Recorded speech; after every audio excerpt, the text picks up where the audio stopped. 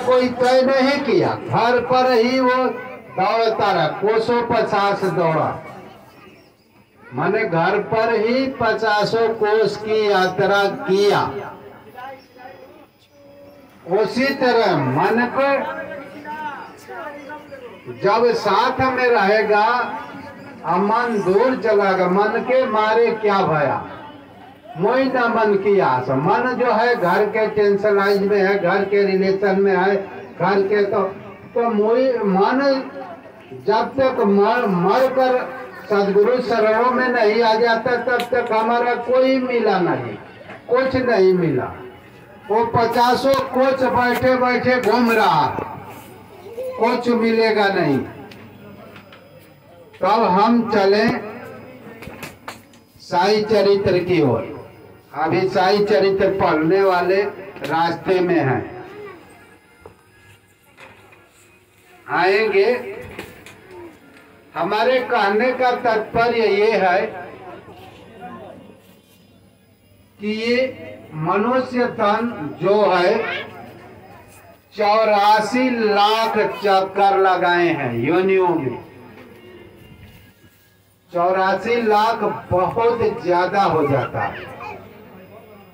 अब बताइए कि 84 लाख गर्भ में कभी कीट के, कभी पतंग के, कहीं भैंस के, कहीं चौवा के, कहीं कुछ में कुछ 84 लाख योनियों में भ्रमण करने के बाद, गर्भ में लटकने के बाद एक बार ये शरीर मिलता है। हम इतना समय के बाद कई हजार करोड़ वर्षों तक हम यात्रा दूसरे योनियों में किए हैं, और एक योनि मिलती है ईश्वर की आराधना करने के लिए। ये क्यों मिलती है? ईश्वर एक बार दे देता है कि तुम ऐसे यात्रा को सफल बना लो। इस यात्रा को क्या बना लो? इससे मुक्ति कर लो। कभी उस गर्भ में, कभी उस गर्भ में, कभी उस गर्भ में लटकते हैं और दुख भोगते हैं। साईं बाबा उस गर्भ में लटकते नहीं हैं, और उनको शरीर धारण करने के लिए कोई माई का गर्भ की जरूरत नहीं है। ये साधना कर कर छुटकारा हो चुके हैं। ये अपने ही बालवत शरीर, बाल प्रकृति के गोद में प्रकट कर लेंगे, जहां चाहे जहां चले जाते हैं। साधना जब पूर्ण होगी तो आपको कोई गर्भ में लटकने की जरूरत नहीं है। आपके अंदर ऐसा शक्ति बल आ जाएगा, उस शक्ति बल से आप मनुष्य धारण कर लेंगे। बाल अवस्था में किसी को प्रकृति के गोद में पा जाएंगे। जैसे कबीरदास जी हैं, वो भी तामल के पेड़ पर पाए गए। साईं बाबा भी हैं, कहाँ मिले? नीम वृक्ष के तले 16 वर्ष की अवस्था में साधना में लीन दिखाई दिए। ये अपने ही शरीर धारण कर लेते हैं और फिर शरीर को नष्ट कर अपने आत्मा स्वरूप में रहते हैं। आपकी आत्मा जो है इस शरीर में फंसी हुई है, ऐसे फंसी हुई है कि 84 लाख योनियों में कहीं दुख भोगती है, कहीं सुख भोगती है अपने कर्मों के अनुसार। ये 84 लाख चक्कर लगाती है कई हजार करोड़ वर्ष। तो एक बार मनुष्य तन मिलता है इसे छुटकारा पाने के लिए।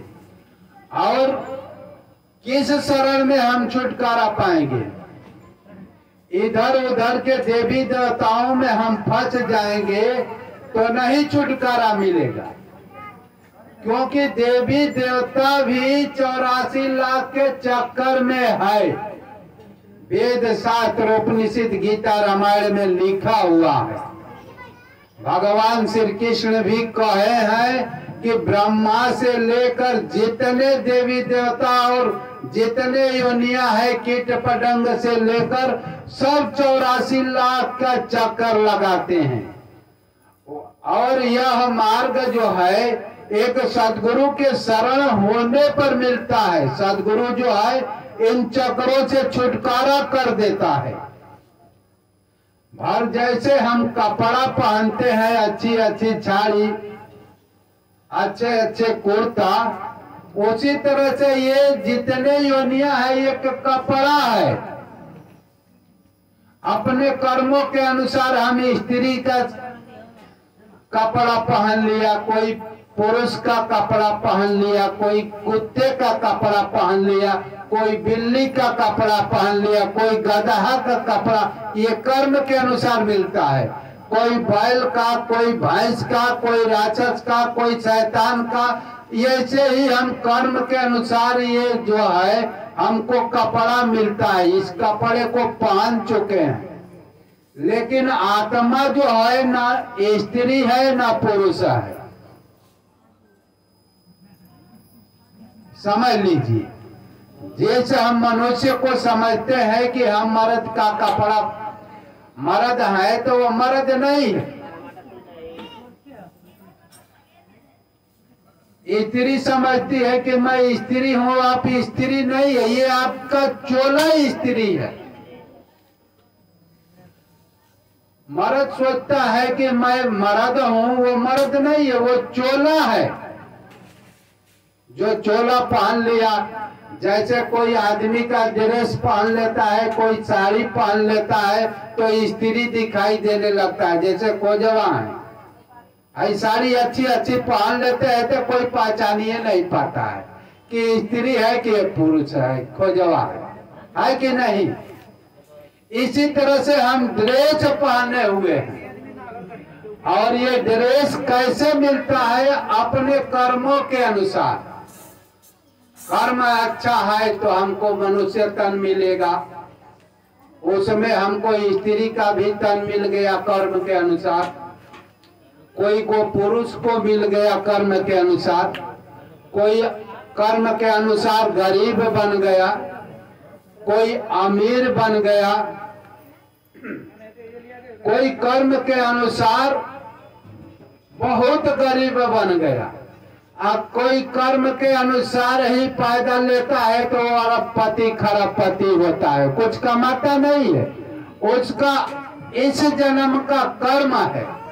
जो करोड़पति के घर में, अरबपति के घर में पैदा हो गया, 5 स्टार गाड़ी में बचपन से ही चलने लगा, एसी में चलने लगा। हम जीवन भर खूब मेहनत करते हैं लेकिन एक साइकिल टूटा ही सही बनवा नहीं पाते हैं। ये कर्म देता है कि नहीं? ऐसा हम पैदले चलते हैं, कर्म के अनुसार बुद्धि का निर्माण होता है। भक्ति हमारी अच्छी होगा, भगवान से रिलेशन अच्छा होगा, भगवान के बताए हुए मार्गों पर हम सही ढंग से चलेंगे तो हमारी बुद्धि विकसित होगी। हम जो भी कर्म करेंगे उसमें हमारे बढ़ोतरी होगी। चाहे धंधा है, चाहे पानी है, चाहे खेती है, चाहे गृहस्थी है, सही निर्णय लेने की क्षमता बुद्धि में आ जाती है ईश्वर के कृपा से। हम सोचते हैं कि भाई कौन धंधा करें, कौन ऐसा करे कि हम माले माल हो जाए, हम कुछ ऊंचा उड़ जाए, धन दौलत आ जाए।